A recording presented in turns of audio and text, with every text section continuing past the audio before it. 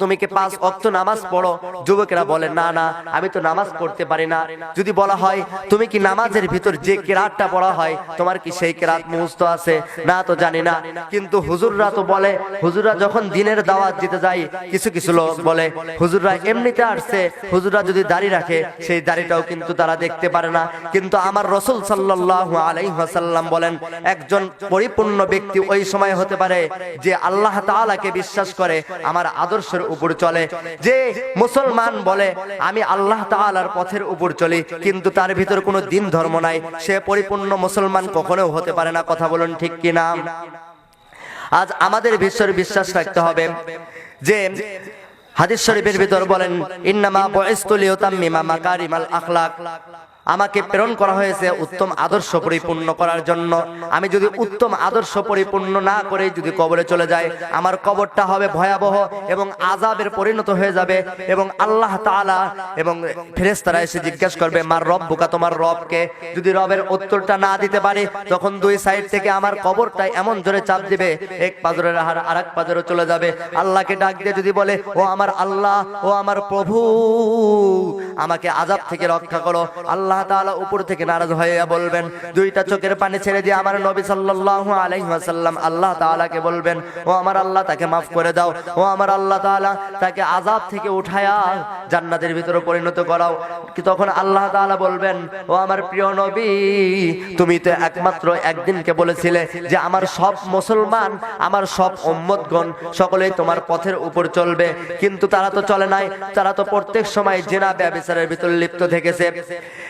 মুসা আলাইহিস সালাম আল্লাহ তাআলাকে জিজ্ঞেস করতেছে ও আমার আল্লাহ, আমরা তো 5 ওয়াক্ত নামাজ পড়তেছি, আমরা তো রোজা রাখতেছি, আমরা তো খানা খাইতেছি, আমরা তো বিভিন্ন কাজে লিপ্ত আছি, কিন্তু তুমি তো কোনো কাজও করো না, তুমি তো সর্বক্ষণ বান্দাদের উপর দৃষ্টি রাখো, তোমার কি কখনো চোখে ঘুম আসে না?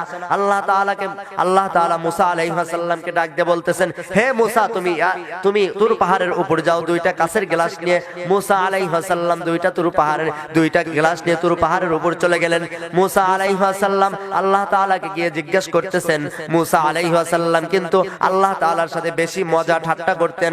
আল্লাহ তাআলাকে বলতেছেন ও আমার আল্লাহ, ও আল্লাহ, আমি তোমাকে প্রশ্ন করলাম কিন্তু তুমি আমার জবাব না দিয়ে তুমি আমাকে উল্টো প্রশ্ন করতেছো। মুসা আলাইহিস সালাম এবার দুইটি গ্লাস নিয়ে তুর পাহাড়ের উপর দাঁড়িয়ে গেলেন। আল্লাহ তাআলা ডাক দিয়ে বলতেছেন হে মুসা, তুমি দাঁড়ায়া থাকো। মুসা আলাইহিস সালাম দাঁড়াইলেন এবং আল্লাহ তাআলা শয়তানকে অর্ডার করলেন হে শয়তান, যা মুসাকে গিয়ে ধর, মুসার চোখে গিয়ে ধর, যেন 2 মিনিটের ভিতর 4 চোখে ঘুম আসে।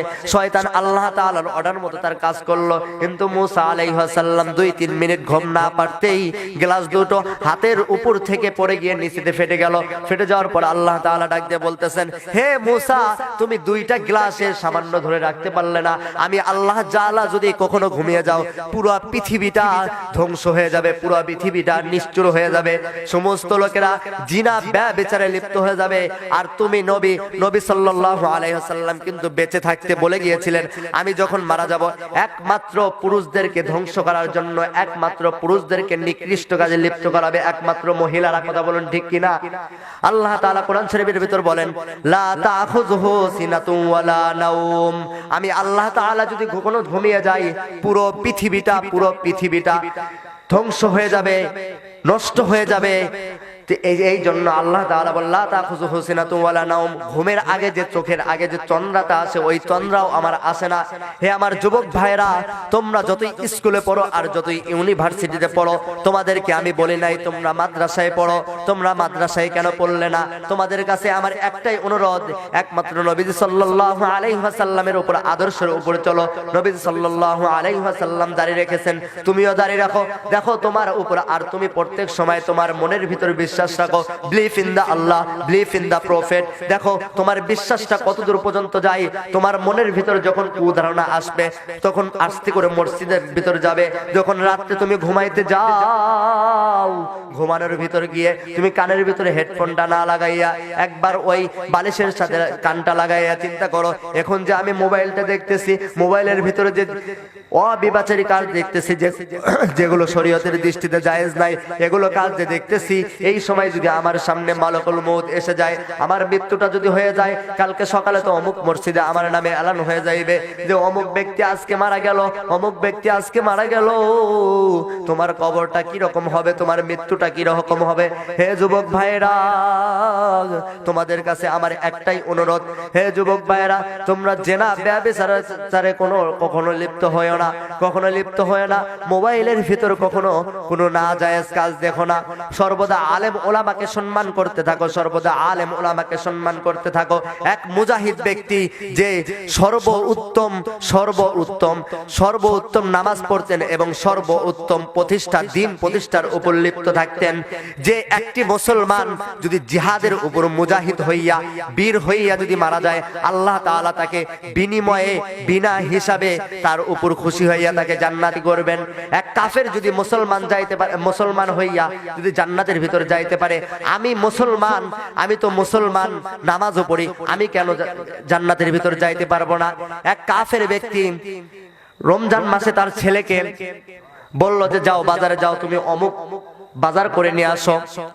কাফের ব্যক্তির ছেলে গেল বাজারে, রোজার ভিতর যাইয়া এক দোকান থেকে একটা রুটি কিনছে, রুটি কিনে খাইতেছে আর এক মুসলমান ব্যক্তির সামনে খাইতেছে, আর মুসলমান ব্যক্তি দেখতেছে। এর ভিতর কাফের উপস্থিত হয়েছে, হওয়ার পরে তার ছেলেকে দেখে একটা থাপ্পড় লাগাইছে, থাপ্পড় লাগায় বলতেছে, এই বেয়াদব ছেলে, তুমি কেন মুসলমানের সামনে রুটি খাও? তুমি তো কাফের, তোমার তো রোজা নাই। আল্লাহ তাআলা এই বিনিময়ে তার উপর খুশি হইয়া তার মনের ভিতর এমন একটা অনুভূতি সৃষ্টি করাইছে, যেই অনুভূতির কারণে সে বিনা প্রয়োজনে আল্লাহ তাআলাকে বিশ্বাস করে নবীর আদর্শ পরিপূর্ণ করে সে মুসলমান হইয়া নবীর আদর্শের উপর চলে চলে চলে চলে 5 ওয়াক্ত নামাজ পড়ে আল্লাহর কাছে তওবা করে করে সে আর একদিন মৃত্যু হয়। মৃত্যু হওয়ার পর তার পরিবারের একজন স্বপ্নে দেখে সে জান্নাতের ভিতর চলে গেছে। সকলে বলি সুবহানাল্লাহ। তাই আসুন, আমাদের দিন কিভাবে চলতে হবে, দিনের উপর কিভাবে থাকতে হবে, দিনকে আমরা কিভাবে সাজাবো, আর আমরা যে মুসলমান, মুসলমানের পরিচয় কিভাবে দেব? আমাকে মুজাহিদ হতে হবে। যেমন আজ ফিলিস্তিনের অবস্থা, একজন মুসলমান যদি মারা যায়, অন্য মুসলমান যদি তাকে সাহায্য না করতে পারে, তাহলে তুমি তো নামের মুসলমান, কামের মুসলমান হইতে পারলা না। একজন মুসলমান যদি, একজন লোক যদি এসে আমাকে বিনা দোষে আমাকে যদি গালি দেয়, সেই মুসলমানের বিপক্ষে যদি কোনো মুসলমান তাকে তার বিরুদ্ধে কথা না বলে, আমি ওই মুসলমানকে বলতে চাই, তুমি মুসলমান না, তুমি নামের মুসলমান, কিন্তু কামের মুসলমান নও। তাই আসুন, আমরা আজ থেকে প্রতিজ্ঞা করে নেই, মনের ভিতর অনুভূতি জাগায় নেই যে ফিলিস্তিনে যেরকম যুদ্ধ চলতেছে সেরকম